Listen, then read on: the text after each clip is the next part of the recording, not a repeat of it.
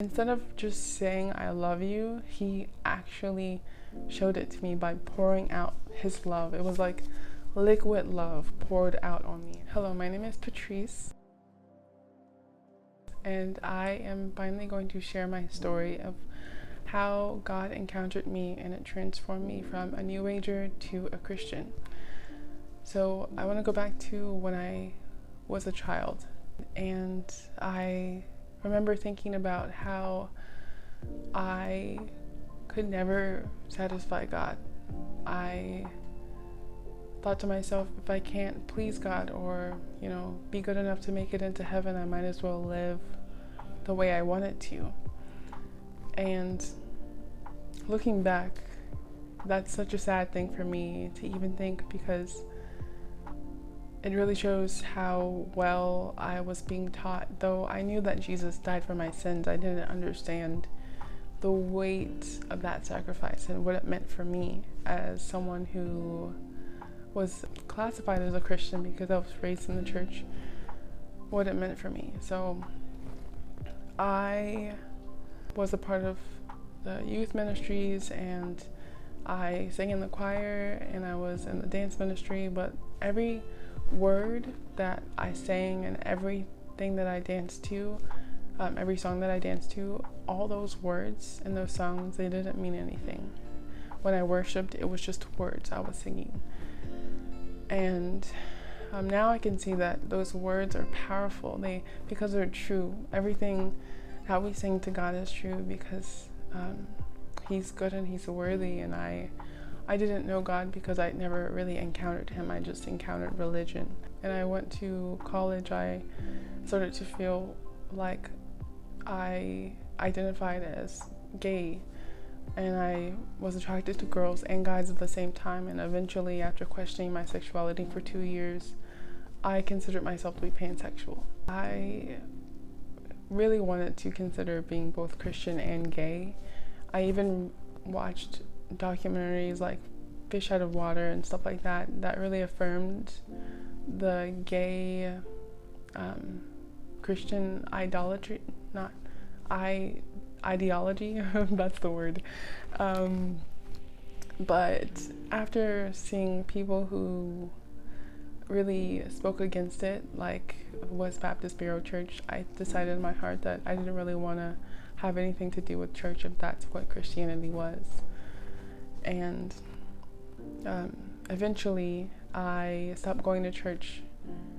I would go when friends would invite me, but honestly, church for me was a way to mingle and socialize with people my age. It wasn't anything that I took deep consideration or desire to do on my own.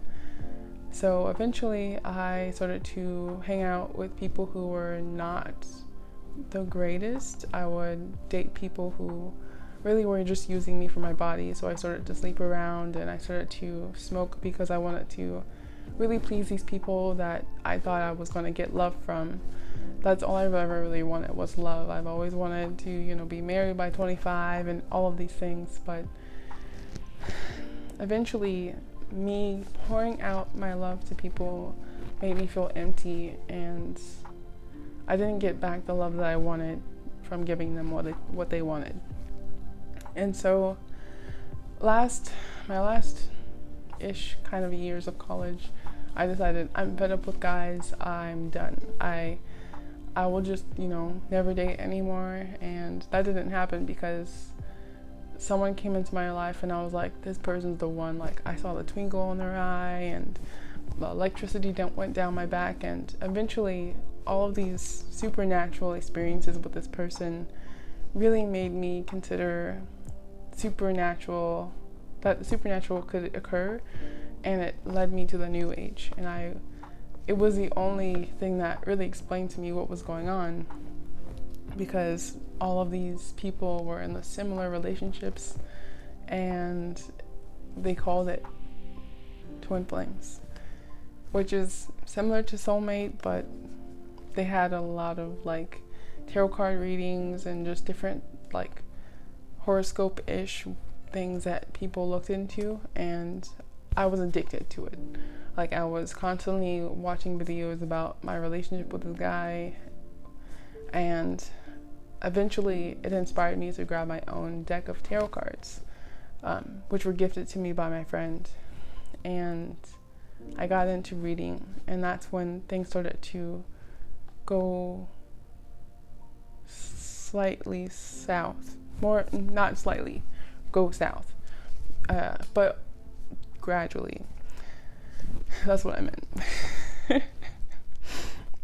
So I started to learn how to read these cards, and I would start to feel like what I would call energy, but I knew there were spirits, dark spirits, kind of like walking around rooms or being behind my back. Like I could feel that they were tall beings, and I now know that they were demons, but I was addicted to like reading for myself and reading for other people, and I thought it was fine. Like I was like, oh, I'm just using these as a form of prayer. Like part of me was like, oh, I believe in God, but like I'm also like super into like nature and all these things. Like I, for the longest time, identified as a hippie, and yeah, it's something else. So I guess fast forwarding, because the thing is, these cards are addicting, and the spirits bind you to it. So it's like, it's almost like, and I don't want to compare it to any other addiction, but it really is like, it keeps you coming back for more. Like daily you have to know what's going on, and it never helped with this relationship. Like I still was having a really bad time with this guy who was leading me on, and the cards weren't really giving me any truth, though I pretended like it was truth. Like I guess I wanted to know what was happening, but I didn't want to seek the source of things, God. You know, I didn't want to pray to God and ask him, because I didn't think that's how it worked. Like for me personally, I thought God was distant, or God hated me, and so we were enemies. And that's what the Bible says. It says that when we are children of the devil, we are God's enemies because we sin against him. So fast forward, I am in the car with this guy, and we are driving back to college, and we get into a fight because I'm over him by this point. He talks about the same thing over and over again, and I'm just like, I know this stuff. Like, you've already said this to me. So I just stopped listening, and I have my own mental conversation with what I thought was God at the time, or it was actually a conversation to myself, because I would kind of pray to the spirit by this point, and it would kind of direct my life, and I assumed it was God, though I'm questioning whether it was just a familiar spirit or not. Because my dad literally, when he was sleeping in the living room and I came in one time, he said he saw a spirit walking in behind me. And that just came back to me because I forgot about it. So going back to this part, this is the good part. We get into a fight and he's like, I'm not talking to you. So in the silence, I'm fuming, I'm mad, I'm like, I'm sick of him. I'm literally thinking about kicking him out of my car at this very moment. And I'm like reading license plate, because that's another thing of the new age. Like, you're obsessed with numbers and reading license plates and all the things, like knowing what number means what and all the things. So the license plate tells me, though I really think it was God at this point, that it's going to be okay, the relationship's going to be fine. Though I'm still mad. Then I actually literally hear God's voice. Not audibly, like outside of me, but I hear him speaking to me in my heart. Like, it's quiet enough that it's awkward, and I can hear this voice in my head that I know it's God. Like, no one, he didn't have to say, oh, this is God, hi, what's up? I knew it was God, and I was like, we were just having a normal conversation, and I was like, I cannot believe God is talking to me right now. So he's pretty much just, talking about the situation and, calming me down, telling me, you should turn the radio on. Just, he probably told me that so that it would kind of make the situation less awkward. But at the same time, it was the Christian radio station that I was getting into. because I was slowly getting into God, though I didn't realize it. I was actually going to Bible studies because the girl that I was friends with at this time was my second ex-boyfriend's ex-girlfriend, and I met her at a Bible study because these three couples, were not couples as in a relationship, but three pairs of people came up to me and they were like asking me questions about, did you know that the Bible never says that Eve ate an apple, and just different questions like this and stuff. And I went to that Bible study, and I've been going to different Bible studies at the time, so I guess low-key I was trying to getting into God, but I wasn't committing to God. I was just kind of dabbling here and there, because the New Age is very inclusive of different religions. If you want to practice a Hindu practice here, you can do that. If you want to do something that the Muslims do here, you can do that. And it's really just a hodgepodge of different religions, which makes it so dangerous because it pretends to be the truth when it's a lie. Going back to, the conversation, the big moment, he told me, he said, I love you, and you've been running away from me, but I'm here. And instead of just saying I love you, he actually showed it to me by pouring out his love. It was like liquid love poured out on me, and I was like in a cloud of his love, and he was hugging me. And by this point, I'm just bawling my eyes out. I'm not even mad anymore. I'm just crying because I could feel God's heart breaking, and I knew it was breaking for me, but it was also breaking because I was breaking his heart by running away from him. And so after crying and dropping this guy off at college and yelling at him because I was mad still, but I was more so crying because God was good and I didn't deserve his love, because I knew that I was breaking the law. I was in a bunch of sin. I done not the craziest thing like murder someone, though anger is murder in the eyes of God. So I guess I was a murderer at that point, so there's that. But I knew I didn't deserve it, but he was so merciful and he was so kind. When I knew that I deserved his wrath, he gave me his love, and he'd always been there. Like, we kind of, in my mind, mentally walked back to all the moments where my heart was broken or something bad had happened in my life, and I knew he was there because he told me. Like, he was keeping me alive in situations where it was dangerous. And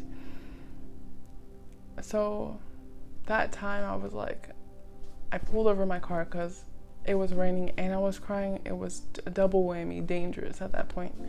I called my friend who had been kind of walking me to the Lord in a way. He would have conversations with me where I would talk about the universe and all the things, and he just kind of listened and put in his 2 cents here and there. And I called him and I was like, I want to be baptized. And he was so excited. He was like, I'm excited for you. And then he was like, well, you have to be baptized at my church because we don't believe that you're saved if you're not baptized at our church. And I was like, I don't know about that. So it just felt like I had to do a lot more things to be baptized that I wasn't really into. I just felt like I should be baptized if I wanted to be.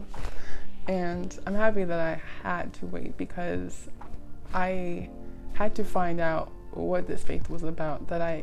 It wasn't about, being loved by God only and getting whatever you wanted in life. It was about living this life sacrificially for him and to love other people. I try to keep the New Age and Christianity at the same time. Like, I remember going to the church that I went to when I first started to become a Christian, and I practiced yoga before, which no Christian should be doing. If you're doing it, those practices invoke and invite demons, but that's your research to do.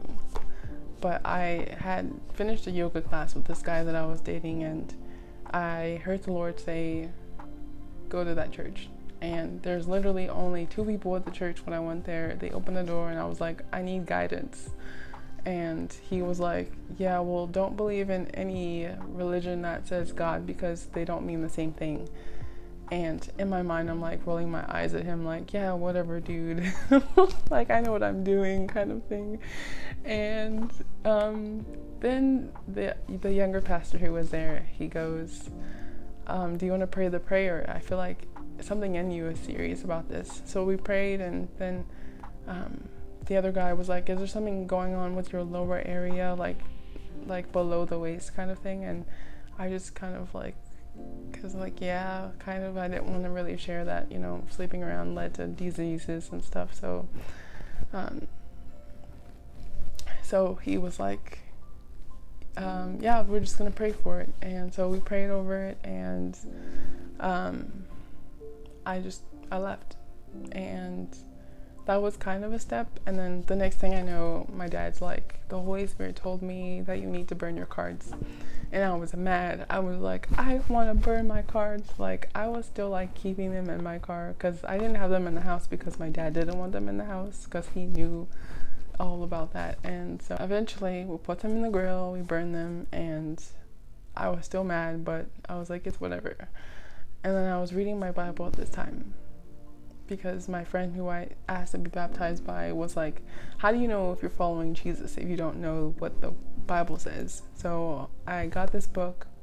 It had how to find God in the spine, and that piqued my interest. And I opened it and I was like, this is the Bible. So I started to read it, and I was blown away by how much truth is in there. Like, the New Age books that I read had like a half truth in them, and the Bible had the whole truth in it. And so by this point, I had been reading the Bible, just kind of like easing my way through the 4 Gospels. And after I finished Matthew, I was like looking at Mark, and I was like, this is the same thing. Like, I didn't realize that the 4 Gospels were literally the same story, just different pieces of it. And so I skipped to John, and I was like, okay, this one's different, and so I'm gonna read this. And I read it, and then I kept reading, and I was blown away. And eventually I was kind of forced to stop smoking too, because I didn't have money. Like, post-college, you know, you don't have money until you have a job, kind of thing.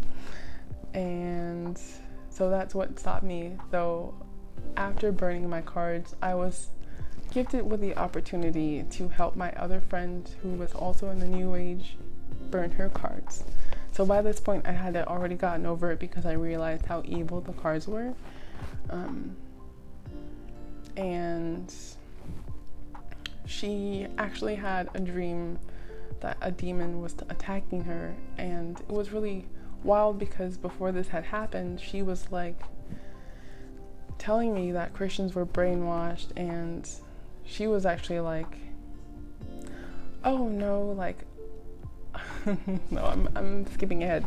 Pretty much I told her that I was falling in love with Jesus, and she was like, absolutely not, I don't want to hear about this stuff, like Christians are just brainwashed, all these things. And I was mad. I was like, you're talking about my dad here, like, we can't be friends.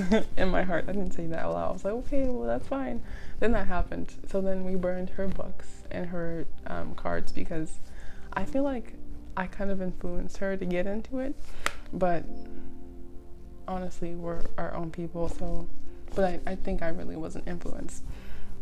And fast forward, now I am still committed, and I'm not perfect, but I'm still trying to walk towards being a good Christian. I've had experiences where I've spoken to demons through people, because I have been interested in deliverance, and that's a whole nother testimony there. But it kind of really shook me up, but it made me realize how real prayer is, and that Jesus and God are actually listening to us. Like, when you see someone who has demons crying out because you're praying to God, like, that just blew me away. It blew me away. So I really appreciate if you've gotten to this point, and you've bared with my really rawness because I wanted to just talk to you like you're a real person in front of me. I really appreciate your time, and I hope that something in my testimony really stood out to you and really spoke to you in your heart. And I hope that if you're questioning your sexuality or spirituality or Jesus and God, like, God is amazing. He's outstanding, and Jesus is the only way to heaven. There is a lot of false religions that say that, oh, we can work our way to heaven, but we aren't saved by our works. We're only saved by the grace that's given to us by Jesus Christ.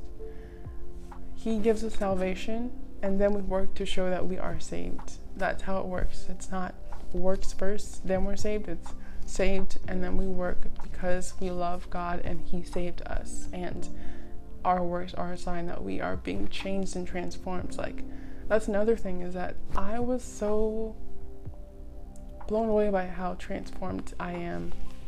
Like, even the way that I see life and how I even hear things. Now I'm just like, I can't listen to someone curse, or it's not even that I want to be fake or holy. It's like, it literally hurts my spirit because God has literally transformed my heart and my soul to desire the things that He desires, and to really be more pure and upright. And so that's the beauty of Christianity, is that you don't have to change for it. It changes you as you walk closer to God.